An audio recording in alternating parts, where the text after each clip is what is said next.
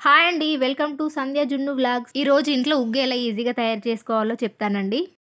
ఉగ్గు కోసం 2 కప్పుల రైసు, 15 బాదాములు, కొంచెం మినపప్పు, కొంచెం శనగపప్పు, కొంచెం పెసరపప్పు, కొంచెం కందిపప్పు ఇవన్నీ తీసుకోవాలి.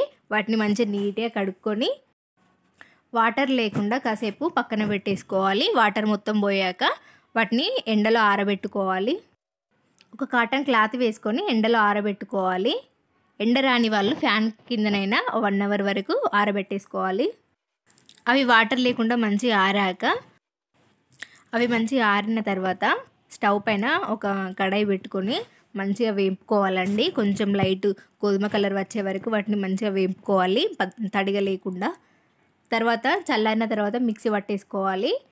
ఇప్పుడే ఉగ్గు స్టార్ట్ చేస్తున్న వాళ్ళైతే మంచిగా పౌడర్ లాగా మెత్తగా పట్టుకోవాలండి.